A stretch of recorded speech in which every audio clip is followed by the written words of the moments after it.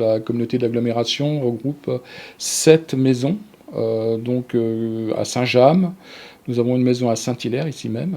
Nous avons une maison à Bresset, dans le Val-de-Sée, mais également une maison à Sourdeval-Mortain, et une maison également à Barenton, le Teilleul-Barenton. Alors la mission principale de ces maisons, c'est de venir en appui aux habitants, aux populations, pour les aider dans la complétude de leur dossier administratif. On sait aujourd'hui qu'il devient assez complexe de pouvoir avoir accès à des rendez-vous sur les grandes agglomérations. Donc l'idée de ces maisons, c'est de jouer la carte de la proximité auprès des populations. C'est pour ça qu'on peut avoir en direct un certain nombre de partenaires, d'interlocuteurs. On a affaire à la caisse de retraite, à la sécurité sociale, à la mutualité sociale agricole, à ce qu'on appelle la DGFiP, donc le centre des impôts sur la complétude des déclarations d'impôts. Nous avons également la caisse d'allocation familiale qui est un partenaire privilégié également dans notre dynamique d'action sur les territoires. Je vais vous présenter la maison de service au public.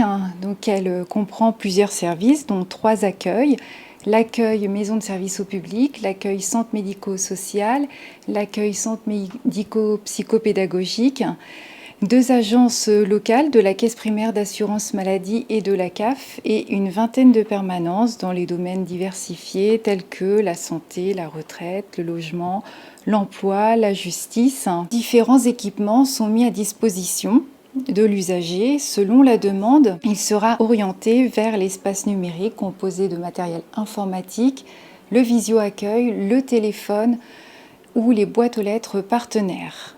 J'accompagne les usagers pour la complétude des dossiers en ligne.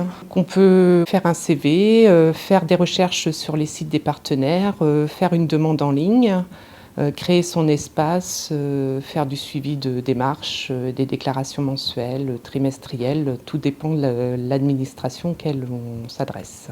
Chez nous, la maison de service public a déjà un certain nombre d'années, puisqu'à l'origine, nous avions des permanences avec la CAF, avec la CPAM, avec Pôle emploi, avec des personnes qui étaient à demeure à Saint-Hilaire. Donc on avait plusieurs personnes et à 5 jours par semaine.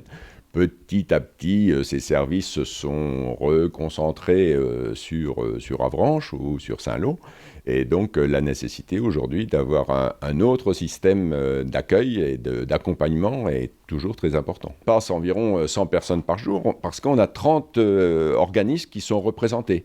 Et le visio-guichet fait 2000 visites virtuelles, si on peut dire, par an sur Saint-Hilaire. Donc, il y a une grosse fréquentation du fait du nombre d'intervenants conséquents. Il faut accompagner la dématérialisation. Je pense que c'est aux élus, bien sûr, c'est à l'État, c'est aux collectivités autres comme la CAF et les CPM. C'est tous ensemble qu'on réussira cet accompagnement. C'est pas simplement avec nos budgets limités de nos communes ou de nos communautés de communes. L'optique de l'agglomération, c'est de monter en gamme et de suivre cette évolution de façon à valoriser ces maisons de service au public pour en faire des maisons de France Service.